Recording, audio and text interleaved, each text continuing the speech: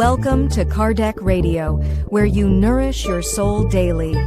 As you wait for our next program, The Medium's Book, visit Kardec Publisher at kardecpublisher.com to check out our latest books.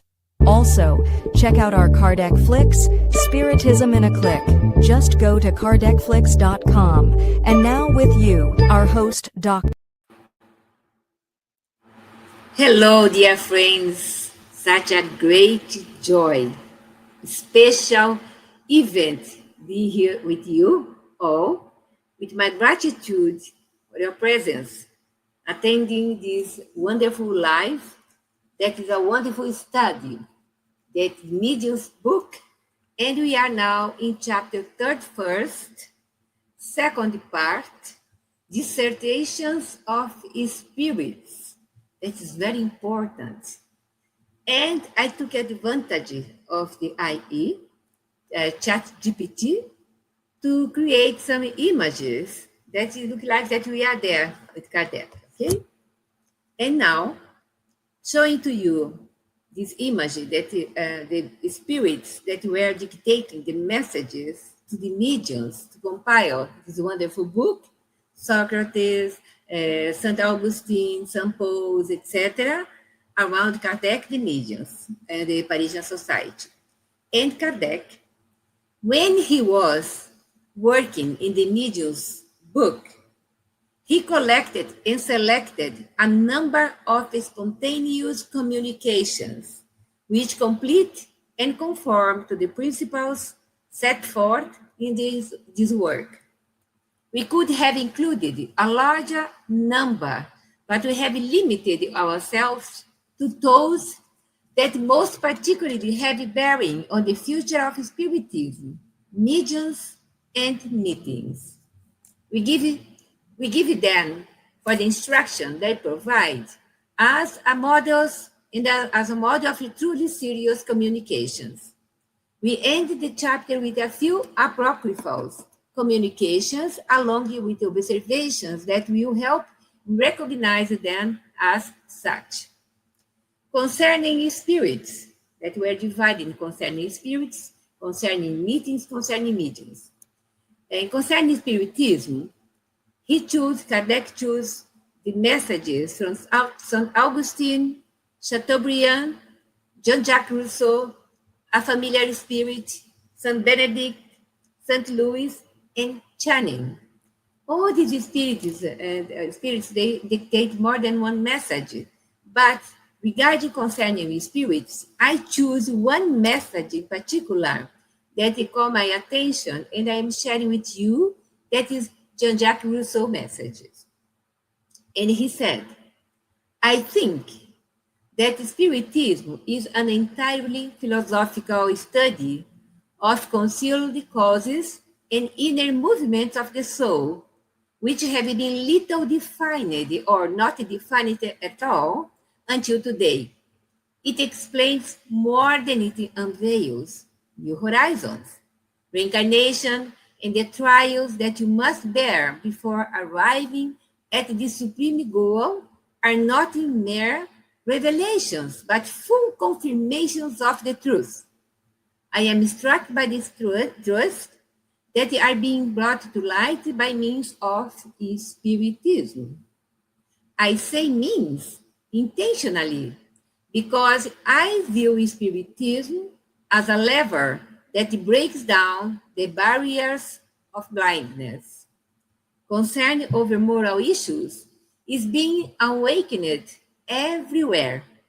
Individuals are discussing political issues, and this awakens general interest. They discuss individual interests, and the attack on or defense of personalities awakens passions. And the theories, continuing Jean-Jacques Rousseau, theories win supporters and detractors, but moral truths, the food of the soul, its bread of life, remain in the dust accumulated over the centuries. To human eyes, all forms of improvement seem useful except that of the soul. Its education and evolution seem like chimeras that only serve to occupy the leisure time of priests, poets, women, whether as simple fashion or as formal instruction. If Spiritism breathes new life into spiritualism, it will provide society with the impulse that will awaken inner dignity in some and resignation in others, while in of everyone it will awaken the need to evolve towards the Supreme Being, forgotten by an unknown to his ungrateful creatures. Jacques Rousseau. And now Kardec divide and bring concerning Spiritist meetings. This part caught my attention as I was reading. I said, oh my God, it looks like that Kardec organized this yesterday. It's so up to date to these days that is really amazing. And you can follow what I'm saying here. Among the following communications, some were given by the Parisian Society for Spiritist Studies or addressed to it. Others were transmitted through various mediums and contain general advice concerning groups, their organization, and the problems they may encounter. That was Kardec writing to us. And a message in St. Augustine that I choose to bring here. We can really meditate and reflect what St. Augustine is saying for us. Why not begin your sessions with a general invocation, a kind of a prayer that can gear your minds for concentration? Without a mental reflection, you will receive only frivolous communications. Good spirits only appear where they are fervently and sincerely called upon, but humans do not understand this fact very well. Thus, it is up to you to set an example, and if you want to, you may become one of the pillars of the new edifice. We have been observing your labors with satisfaction and have been helping you out, but on the condition that you also help us by proving that you are up to the mission you have been called to fulfill. Be united, and you will be strong, and evil spirits will not prevail against you. Amazing, isn't it? And the images that I took from the chat GPT is helping very well us. It's Kardec, accordingly to AI. And now St. Augustine continuing. God loves the simple of spirit, which does not mean fools, but those who renounce themselves and approach him without pride. You can become a beacon for humankind. Learn to distinguish between wheat and tares. Only sow wheat and avoid scattering tares, because they will prevent the wheat from sprouting, and you will be responsible for all the resultant evil. Thus, you will be responsible for spreading any erroneous doctrines. Remember that someday the world may look to you. So fortify yourselves so that nothing can dim the glow from the good deeds that will result from your efforts. This is why we recommend that you ask God to assist you. What St. Augustine is saying to us here now, that any event on Spiritist teachings, congresses, workshops, seminars, or even a talk, We can, if a meeting, it can start with a prayer, and you can finish with a prayer. It's more or less people saying that, why you do prayer every time, every time? You do only a meditation, close your eyes, and that's it. So no, we talk to God. We respect our dear benefactors that are surrounding us, helping us, protecting us in our events, in our daily lives. Now the point here that Kardec brought about concerning mediums. And he brought some spirits that dictate messages in the Parisian society. And the ones was Pierre Juti, father of the medium, Joan of d'Arc, Pascal, Delphine of Girardin, the Spirit of Truth, Saint Augustine, Saint Louis, Vincent de Paul, Fenelon, George, a familiar spirit, Massillon, Erastus. And I choose a message from Pascal to bring here for us to reflect.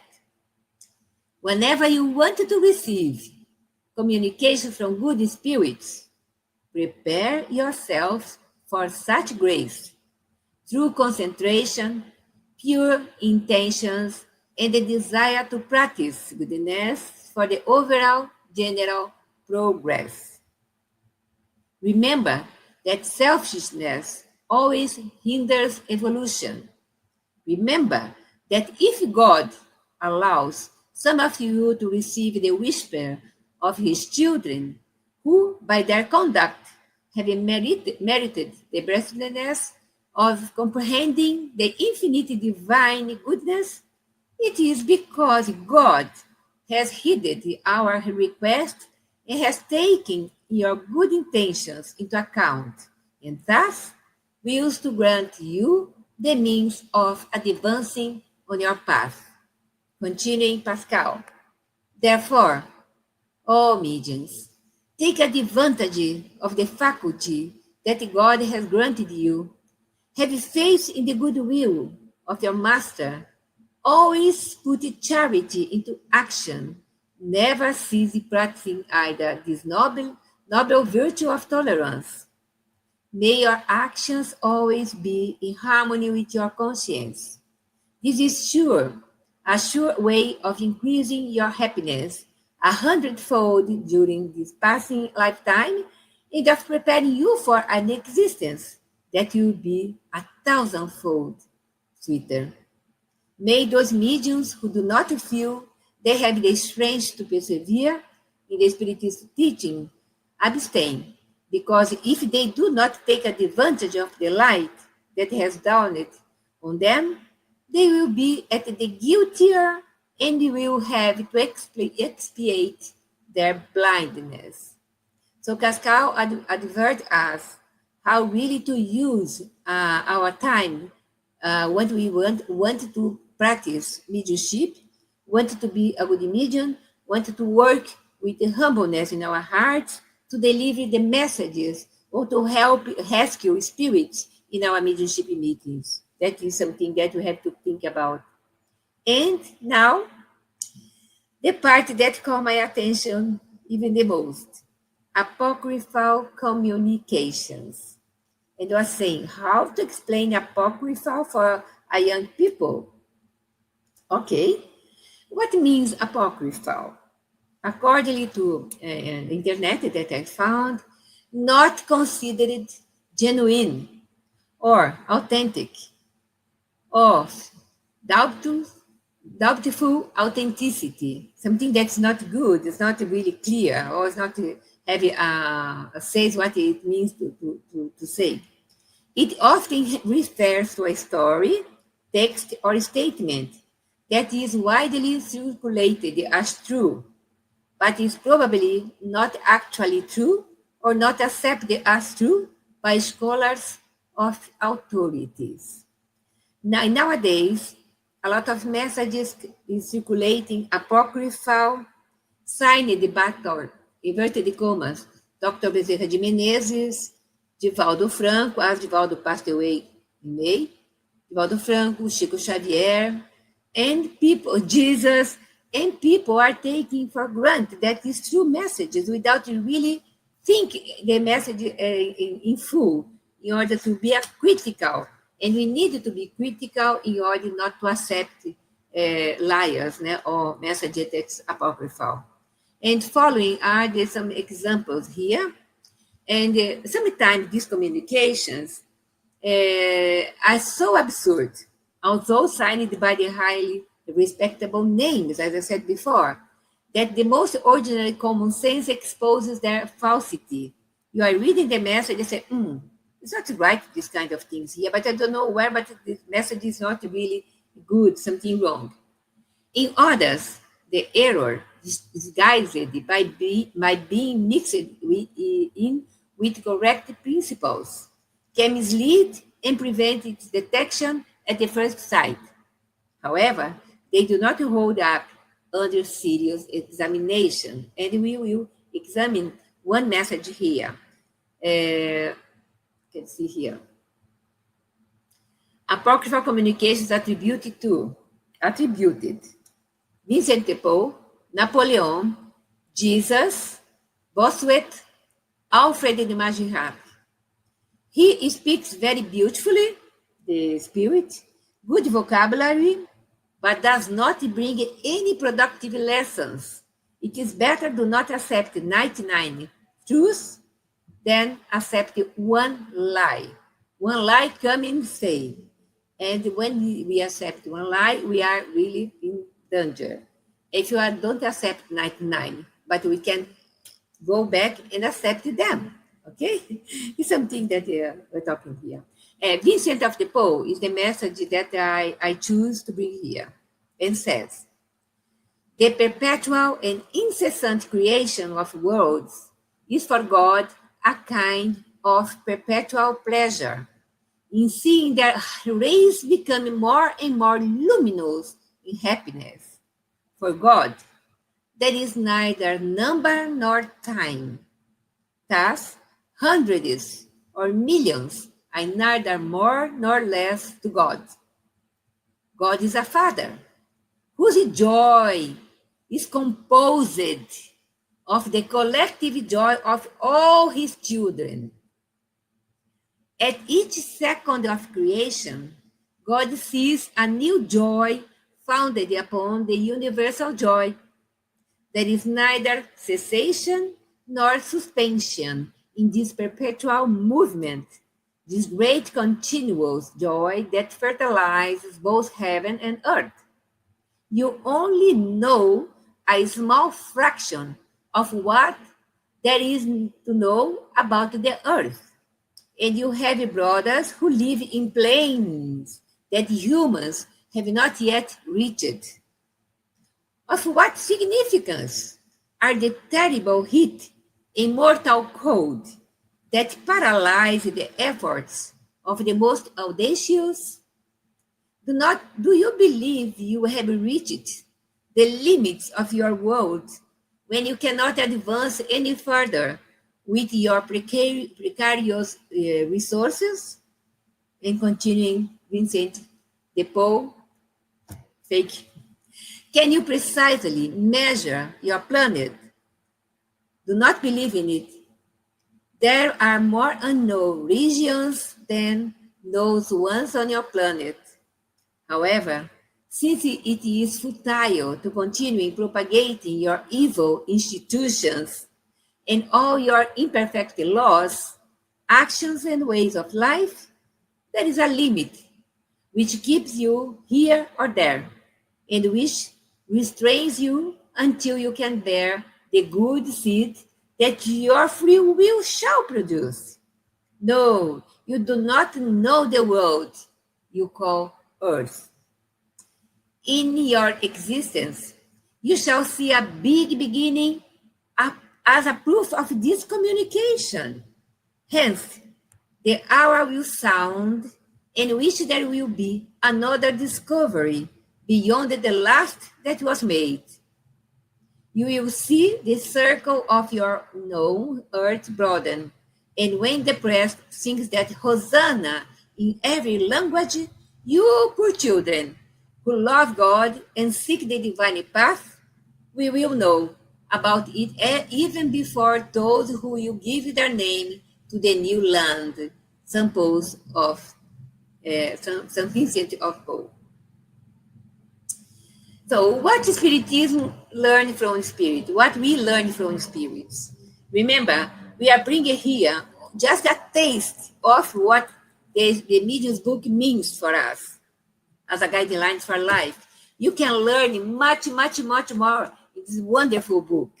And teach us, we learn from them, the spirits, we learn from this book that suffering spirits teach us compassion and the reality of the consequences. Each message helps us reflect on our own transformation. We need to transform ourselves for the goodness of ourselves.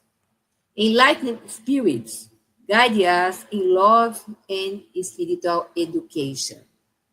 So, my dear fellows, my dear friends, that is what I have to bring to you today as a slides. And I'm so happy that you can share with your friends, or if you have someone that is a medium or didn't study this book, we will soon start again here in the UK. The Medium's book studies Saturday, 10:30 a.m. Every Saturday, and you can spread the word. And here in Kardec Radio, we have these wonderful chapters that we are discussing separately, and you can always receive benefits from that. Thank you so much for everything. I hope you be together once more. I don't know when, but be in my heart. All of you are here in my heart, and thank you so much. God bless you all.